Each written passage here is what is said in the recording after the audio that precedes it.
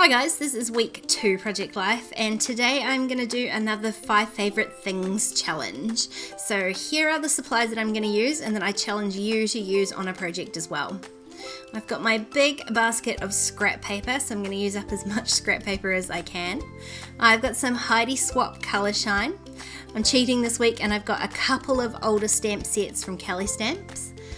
I've got a couple of different sets of chipboard stickers, one from Citrus Twist and one from Ellie Edwards, and some wood veneer alphas that are partially used, but there are still plenty there to be used. Right, so let's get started. I'm just going to start by picking out some of the papers from my little scrap basket here that, well, mostly I think go with the photos, but that I really just like. Now, if you haven't watched it already, I'm doing something a little bit different today, and I will link the video up here where you can see the behind the scenes for this week. So I'm showing you my entire Project Life process, not just the pretty part here, but everything else that comes before and after this bit. So I will link that up above. If you haven't already had a look, I do encourage you to take a look at that and let me know what you think. So I've sort of got the basis for my papers here. I had to use that marble paper at the top. I've got a lot of these ones here are scraps of digital papers that I had printed out, hadn't used the whole lot of, and went into my scrap basket. So some of these are actual papers and some of them are just digital papers. I loved this pink spotty pattern here, but I didn't have enough to do a 4x6 card, so I have just taped a little piece of another paper next to it to create the 4x6, and then I can go ahead and just stick down my Instaxes on top of there.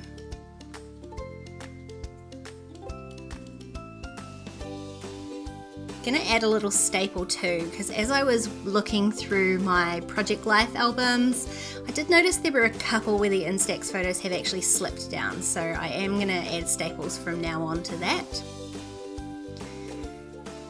And I was a little bit stuck on what to do with everything else. I do find these challenges quite challenging, funnily enough. It is a little bit harder for me not working with a kit. So I figured a good place to start might be to do the title card, and that way I can sort of work all the other elements around that. So I've trimmed down my marble paper to 4x6, and I'm just looking through the basket to see if there were extras of some of the papers that I had used. I was hoping for some of that dotty paper, but there weren't any other bits in there.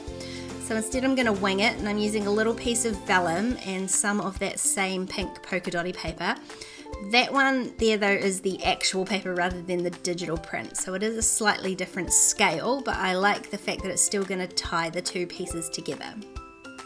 So I've just layered those up and stuck them down, and I'm just going to tear that vellum piece off just a little bit further. Just gives it a little bit more texture, but it's not too layery. I guess layers aren't really my style, so this is about as layers as it gets for me.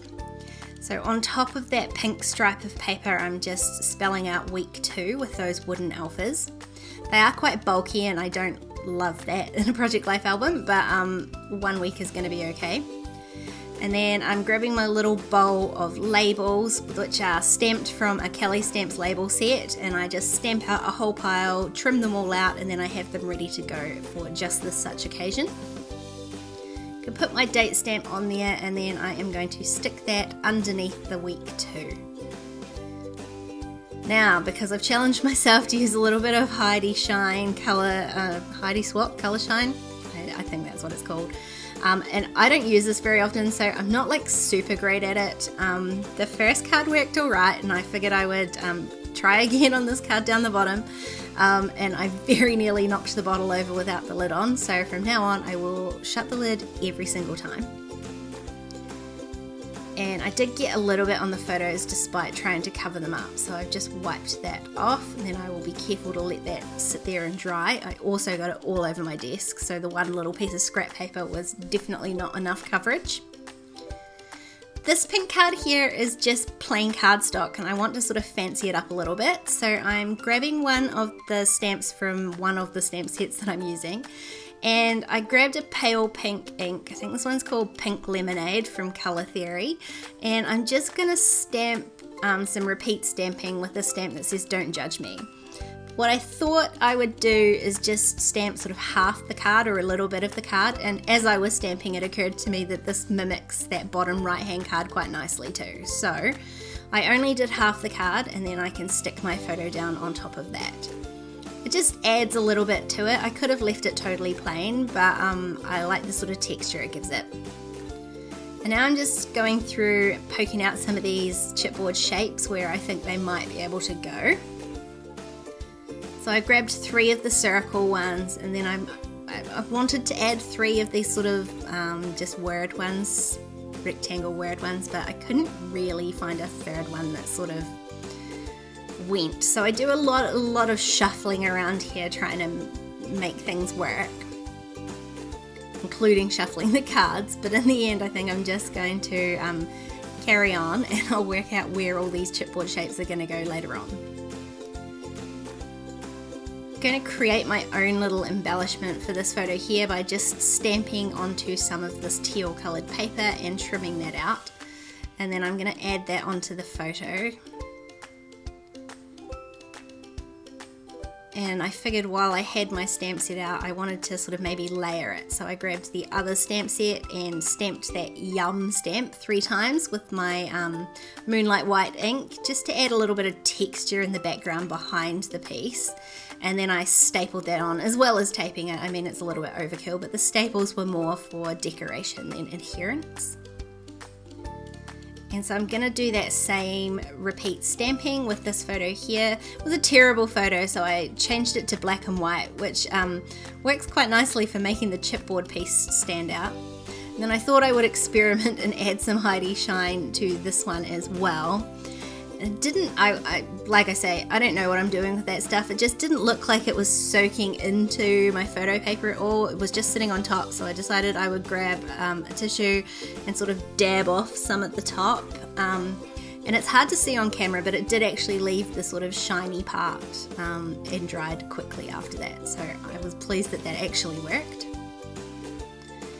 And on this photo here, I've got a chipboard, but because the photo is quite busy, I sort of wanted to ground it a little bit more, so I'm going to do the same technique that I did on the title card by adding those couple of strips of paper before I add the chipboard. And then I wondered whether I could make the chipboard into an actual sentiment by using a couple of these other stamps. So I'm doing the stamping first and then adding the chipboard in the middle, and it did work out quite nicely.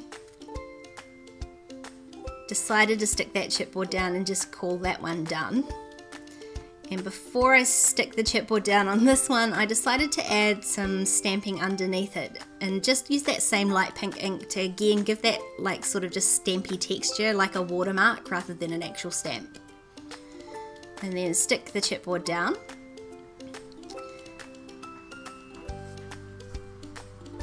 Now this one here, I wasn't really sure what I was going to do. I decided to do that same stamp onto paper and cut it out sort of technique, but again it just didn't stand out against the photo. It was quite busy. So then I thought I'd add a couple of stamps, but then I saw this brushstroke sort of stamp that was there, and I wondered about whether I could make something to ground these pieces. So I'm using that same Brilliance ink, the Moonlight White, and I'm just stamping this. I stamped it quite a few times to get it really opaque.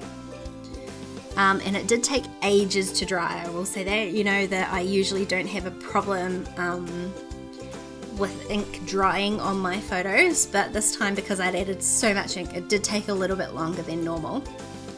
And I'm going to stamp over top of that, so I was a bit hesitant about which ink to use, and in the end I used the VersaFine, and it stamped perfectly black over top of that white stamping, which I was so pleased about. And then I go about adding the rest of the pieces to it, forgetting that I've just stamped on top of it, and of course I've gone and smudged it.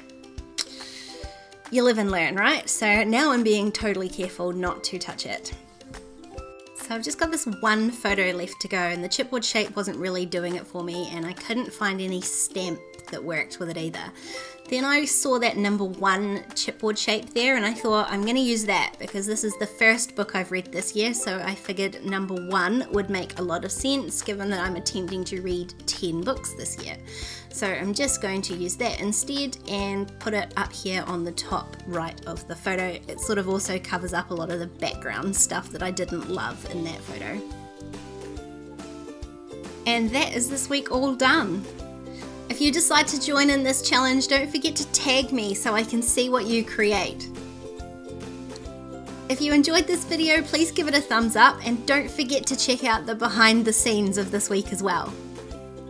If you want to keep watching, there's a couple more videos on screen. Don't forget to subscribe to my channel if you haven't already, and I'll see you next time.